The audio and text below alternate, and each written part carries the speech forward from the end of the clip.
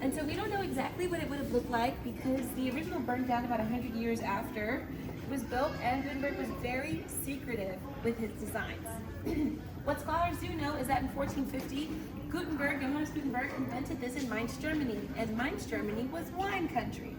So scholars believe Gutenberg actually adopted a wine press into a printing press. So from here up would be a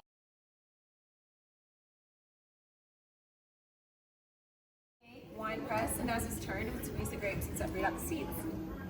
So Gutenberg would have added these two pieces, which we'll talk about in a moment. So while Gutenberg invented this printing press, he did not invent printing. Printing has been around since the year 480 in Asia, Korea, and China, but the technique was different. The technique involved using a metal or wooden plate, and you'd have to carve out every single letter and word. So if you make a mistake, what will you do? Right, start it all over, and I would cry because that's a lot of work. So Gutenberg was also a very great goldsmith, and he created what's called movable type.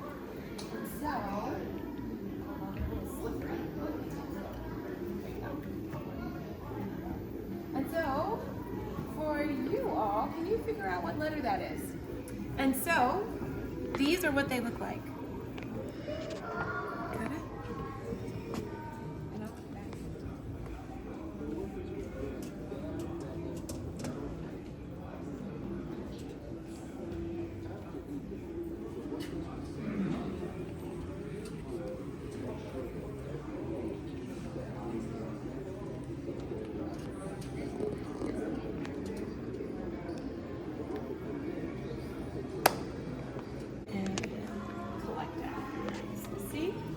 So while you're looking at them, I know that it looks like you might be looking at a letter, but it's actually, they're inverted.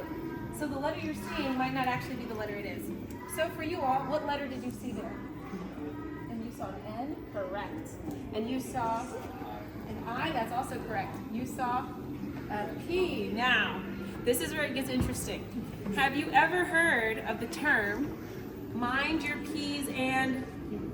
There it is. It's not actually a P. This is a Q. And that term, mind your P's and Q's, that's where it comes from. It's a printing term because it's so easy to mix up your P's, your B's, your Q's, your D's. So Gutenberg also created the term uppercase and lowercase letters. This comes from how he would arrange his drawers. His uppercase type would go in his upper case. His lowercase type would go in his lowercase drawer. You get it? So that's where the uppercase and lowercase come from. The next thing we need is ink. The ink we were using before was water-based, so it would flow through the quill pen, but it's not going to be sticky enough to stick to the metal type. So Gutenberg used linseed oil, which comes from flaxseed, turpentine, and then he and his associates go out at night and collect soot from the lanterns. So that's how we got our iconic sticky ink. So next, we're gonna dab the ink with these blotting stamps.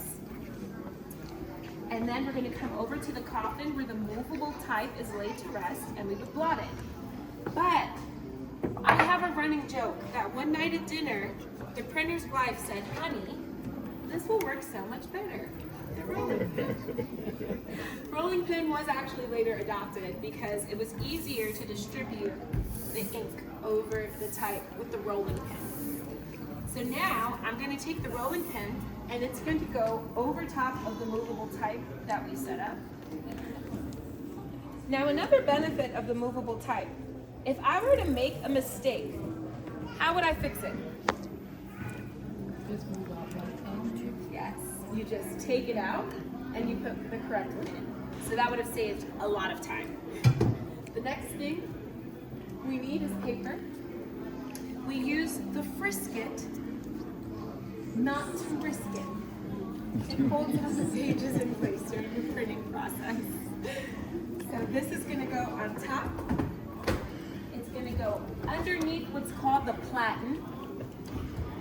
Now the platen is what actually does the stamping, right? We use the platen to flatten the Latin. Now, do you know what language the Gutenberg Bible was written in? Very good. How did you know? Now, does anyone want to come up and help me operate the press? Come on up. So what I'm going to do is I'm going to pass this to you. You're going to need both hands like this, and you're going to try and get it right up against that. All right. And use some force. There you go. There it is. Perfect. Now bring it back to me. Perfect. And then you can step down and let's see how he did. We're going to listen out for what's called the printer's kiss. That's how we know if we did a good job. So you ready? 1, 2, 3. Oh yeah. Oh yeah. That was a nice kiss. And that's a very good print. That's really nice. Give him a round of applause. And so here you'll notice that there is a spot that is left open. That spot that's left open. It makes it possible to produce Bibles at a much faster pace, expanding knowledge in ways no resources can work to. The Gutenberg Press fundamentally changed the way we share knowledge forever.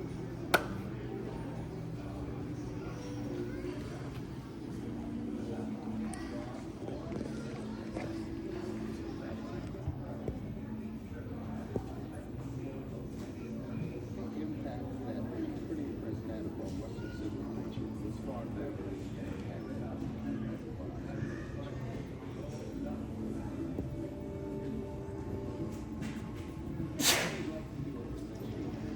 Open is for illuminations. So after the Bibles are finished, it will go to a very talented painter called an illuminator, and they'll draw in what goes here. So for you today, this is going to be an E. The E is for et. Et in Latin means air. And so for your help today, you'll get a dry copy. Now, the last thing I want to show you is that I have one question. How long do you think it would take to handwrite one Bible?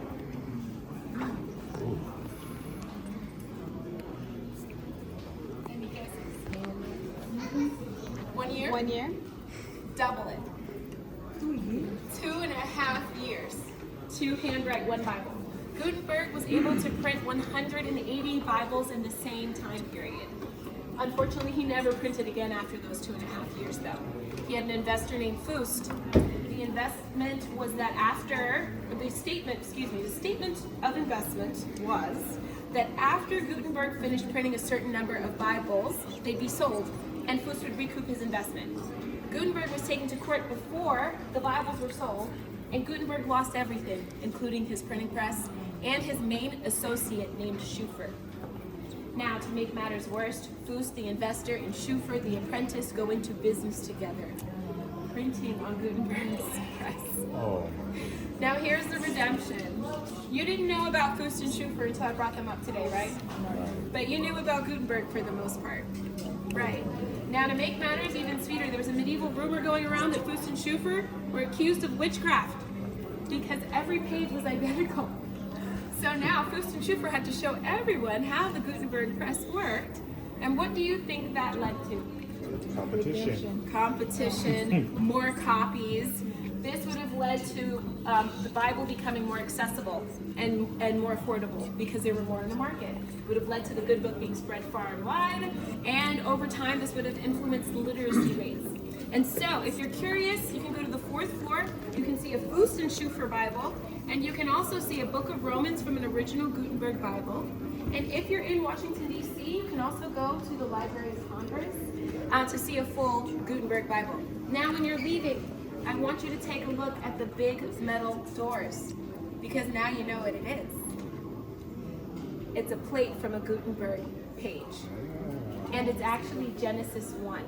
So if you know Genesis 1, you can interpret the Latin in the beginning. So feel free to explore. Thank you so much for coming today. If you have any questions, let me know. Yes, of course. Thank you so much. Thank you. You're so welcome.